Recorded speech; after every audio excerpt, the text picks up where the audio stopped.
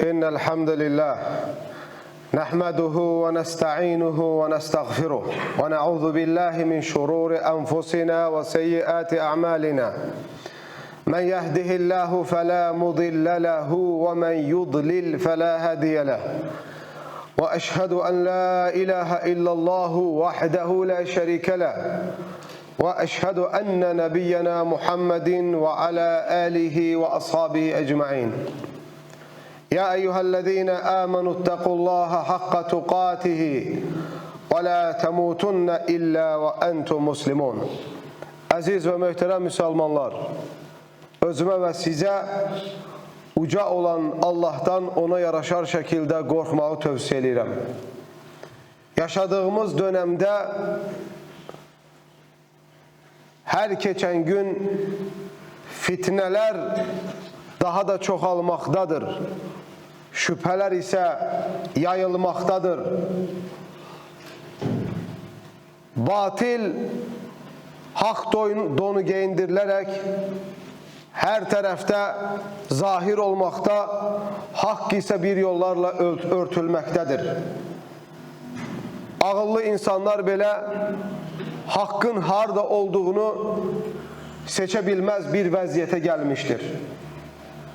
Muhammed sallallahu aleyhi ve sellem sahih bir hadiste buyurmuştur ki, fitne gecenin zulümeti kimi parça halinde olacak. Sizden biriniz Müslüman olarak akşamlayacak, kafir olarak sabahlayacaksınız. Veyahut da kafir olarak sabahlayıp Müslüman olarak akşamlayacaksınız. Ve az bir dünya menfaatine göre dininizi satacaksınız der Muhammed sallallahu aleyhi ve sellem. Aziz ve muhterem kardeşler, fitneler gecenin zulümeti kimi parçalara bölünecek hadisinin manası, gecenin zulümeti necə ki dünyanın hər tərəfini bürəyirsə, o şəkildə hər yeri bürəyəcək anlamına gəlir. Və Peyğəmbər sallallahu aleyhi ve sellem bu hədisin axırında sizdən biri dinini, imanını dünyavi bir mənfəətinə görə satacaq ifadəsini işlətməkdədir. En qorxulu yöntemi odur ki, yaşadığımız dönemde bunun tezahüratları ve əlamətləri ortadadır.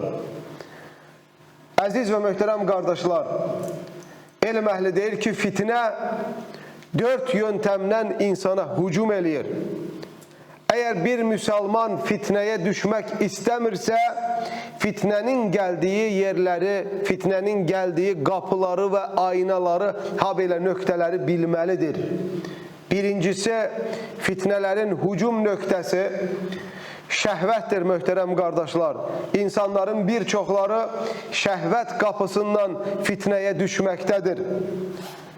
Mal sevgisi, pul sevgisi, vəzifə sevgisi, şöhrət sevgisi, günahlara meyillilik sevgisi, bunların hamısı şəhvət yönteminden gelir.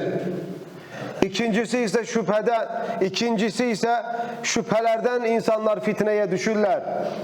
Alimleri təyin eləmək, sünnəni inkar eləmək, dinin sabit meselelerini ələ salıb alçaltmağa çalışmaq, bu ümmetin derdiyle dertlənənləri küçümsəmək ve dini doğru şekilde başa düşməkdən insanları yayındırmaq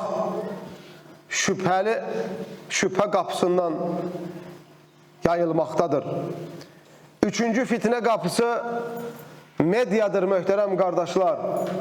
Bugünkü günde əxlaqsızlar, tərbiyəsizlər, ədəbdən, elmdən, mərifət və irfandan payı olmayanlar ümmətin gənclərini medya vasitəsilə zəhərləməyə, beyinlərini yüməyə, azdırmağa çalışırlar.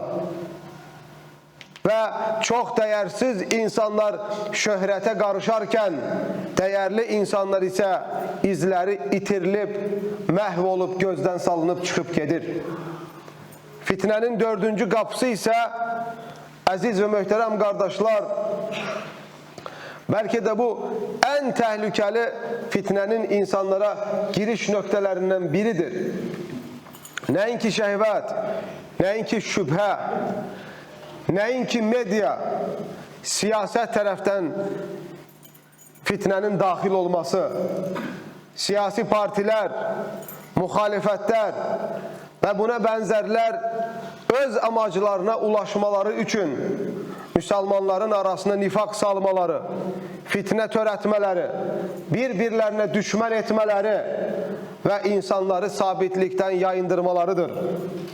Müslüman Allah hatirine, dininin hatirine, fitnenin geldiği noktaları bilip ehtiyatlarını götürmelidir ki hatta gərq olup gitmesin.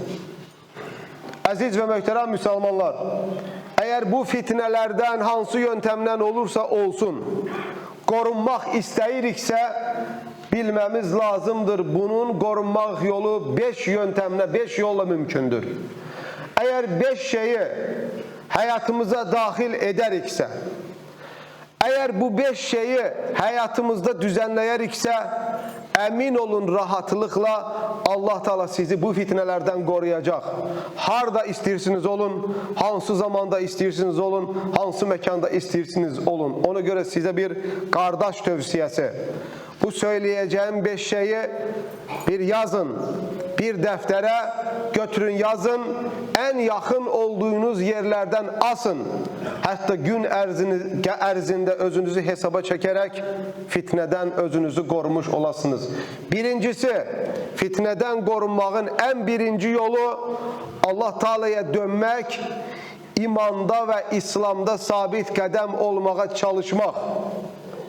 Allah Teala'ya dönmek, hiçbir şey seni Allah'a dönmekten yayındırmasın. Günah ettin mi? Allah'a dön. Yanlış ettin mi? Allah'a dön. Hiçbir zaman doğrunu ve dürüstlüğü başkasında aktarma. Allah Azze ve Celle Zuhruf suresinde, Zuhruf suresinin 43. ayetinde Allah Teala buyurur: فَاسْتَمْسِكْ بِالَّذ۪ي اُوحِيَ اِلَيْكَ اِنَّكَ عَلَى صِرَاطٍ مُسْتَقِيمٍ. Ey Muhammed! Sana nazil ettiğimizden mühkem yapış. Andolsun ki sen hakikaten doğru yol üzeresen. Dinimizden mühkem yapışmak, Allah'ın kitabından ve Muhammed sallallahu aleyhi ve sellemin sünnesinden mühkem yapışmak, dinimizde sabit kalmamızın en önemli temellerinden biridir. Necə ki bir xəstələndiyi zaman xəstəxanalarda və mahir həkimlərin əlində Allah'ın iznindən sonra şəfa axtarır, Müslüman da eləcə imanda, İslamda sabit qalmağı Allah Teala'ya dönməkdə və onun şəriətində axtarmalıdır. İkinci, fitnelerden korunmağın sebebi, aziz kardeşler, dini bilgiler öğrenmek. Bunu bir müvekkati zamanla değil, bir merhaleye değil, bir diploma sahip olana kimi değil, ömrümüzün sonuna kimi dini bilgilerle meşgul olup, onu mənimsiləyib, hayatımızdan bir parça etmemiz lazımdır. Allah Peygamber sallallahu aleyhi ve sellem sahih Müslim'de gelen hadiste buyurur: "Men yuridillahu bihi hayran yufakkihu fi'd-din." Allah kime hayır istəyərsə, kimi dinde sabit saxlamaq istəyərsə, kimi cehennemden uzaklaştırıp cennete dahil etmek istəyərsə, onu dininde fakih eləyər. Dinindeki hükümleri ona öğreter. Ve bunlar kardeşler en temel meselelerden biridir. Bugün hayırlı olmak istəyiriksə, eğer bugün dinde sabit kalmak istəyiriksə, mütləq Allah korkusunu bize kazandıran elimle meşgul olmalıyıq. Her gün necə ki bedenimizi hayatta saxlamaq üçün her gün qidalanırıq, ölməyək deyə, məhv olmayaq deyə, eləcə də imanımızı çürütməmək üçün, fitnenin ve şüphelerin qabağında məhv olmamaq üçün, ruhumuzu hayatta saxlamaq üçün şer'i elimle qidalanmamız vacibdir. Üçüncü fitneden qorunmağın yolu müsəlmanların icması ve alimlerin etrafında toplanmamız lazımdır. Peygamber sallallahu aleyhi ve sellem İmam-ı Tirmizi'nin rivayet ettiği hadiste buyurur. Aleykum bil cema'a ve iyyakum vel furqa fe inne'ş-şeytane ma'al vahid ve huve minel ithneyni eb'ad. Cemaattan möhkem yapışın. Bir olun, beraber olun. Yalnız kalmayın. Yalnız kalanlarla şeytan beraberdir. İki neferden ise uzaktır. Onun için möhtərəm qardaşlar, İslam düşmənləri Müslümanları məhv eləmək istədikləri zaman onların arasını parçalamağa ilk önce cəhd göstərər. Parçala, hökumət qaydasını uygulayarlar. Güc olan yerde birlik vardır. Birlik olan yerde her zaman güç vardır. Her zaman imkan vardır. Her zaman iman vardır. Her zaman sevgi vardır. Her zaman yükseliş vardır. Aziz kardeşler, biz kimlerse istemese de imanımızı, dinimizi, əxlaqımızı qorumaq üçün bir olmaq məcburiyyətindəyik. Biz bir ol dedikçe birliğimizi istemeyenler bizi sevmeye başlayacaklar. Biz doğruları dedikçe doğruları dediğimize göre bizi sevmeyenlerin sayı çoğalacak. Biz hakikatleri söyledikçe batilin erbabları bizi sevmeye başlayacaklar. Sevmesinler. Biz dünyaya kiminse sevgisini kazanmak için değil, insan olarak, kişi olarak, mümin olarak yaşamak için gelmişik. Aziz ve möhtərəm qardaşlar, dördüncü fitneden ve fesaddan qorunmağın yolu ve bu en önemlilerin içine dahildir. Şüphelerden ve fitneli şeylerden uzak durmak. Buna dikkat edin. Şüpheden uzak durmak, fitneden uzak durmak, şüpheli adamlardan, fitneli adamlardan uzak durmak, şüphe olan yerlerden, fitne olan yerlerden uzak durmak. Peygamber sallallahu aleyhi ve sellem ümmetini uyarır.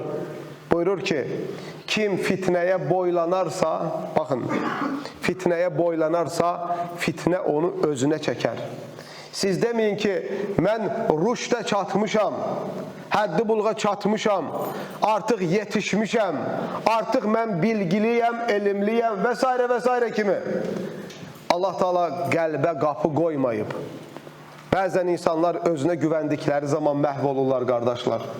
Dinimizin bizə verdiyi öğüt nəsihətlər şübhədən və fitnədən və əhlindən və məkanından uzaq durmaqdır. Peygamber sallallahu aleyhi ve sellem buyurur.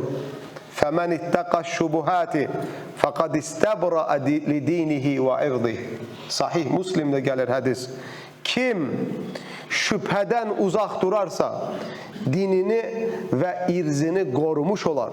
Sen dinini hem de irzini korumak istəyirsense şüpheden uzak durmakla məhkumsan. Vaciptir, görevlisən ve çekinmelisən. Beşinci səbəb ise möhtərəm qardaşlar, bu yayılmış fitneleri görərkən, yayılmış şüpheleri görərkən Allah Teala'ya davamlı şekilde dua etmeniz ki Allah sizleri fitnelerden ve şüphelerden korusun. Davamlı şekilde dua eləyin. Bir gün dua eləyib 5 gün unutmayın. İsrarlı olun, ısrar edin, davamlı Allah'a yalvarın. O zaman Allah sizi hem şüphelerden hem azdırıcı fitnelerden koruyacaktır.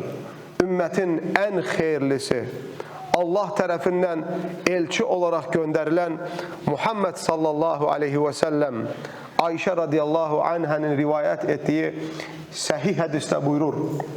Allahümme ya mukallibel kulub, sebbit kalbi ala dinik.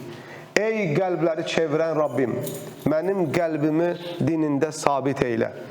Əgər Muhammed sallallahu aleyhi və səlləm dində sabit olmamaqdan, azmaqdan qorxardısa, ondan sonra kim əmin ola bilər ki, fitnəyə və yaxud da şübhələrə düşüb, qərq olub, dinini, imanını itirməyəcək.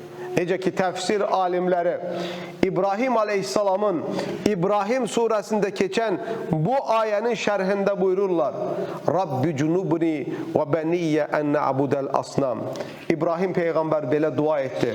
Ey Rabbim, məni və övladlarımı bütlərə ibadət etməkdən qoru. İbn Kəthir rahmehullah buyurur ki, İbrahim Peyğəmbər şirkə düşməkdən, yəni fitnəyə və fəsada düşməkdən qorxarsa, ondan sonra kim əmin ola bilər? Dua eləyin möhtərəm qardaşlar, sabit qalmanız üçün əmin olun ki, dua müminin ən böyük silahıdır. Yaşadığımız dönəmdə bir çox müsəlmanların internetdən, mediadan, sosial şəbəkələrdən, qaynağı məchul olan mənbəylərdən elm aldığını, elm almaq iddiasında bulunduğunu görürük. Halbuki İslam dini qaynağı məchul olan yerlərdən öyrənilməz. İslam dini mediadan, sosial şəbəkələrdən öyrənilməz. İslam dinini əhlindən öyrənməlisən. Tanıdığından, imanından, əxlaqından, təqvasından, təhsilindən əmin olduğun insanlardan götürməlisən. İmam Muhammed ibn Sirin rahimehullah buyurur ki, bu elm sənin dinindir. Bax gör onu kimdən götürürsən.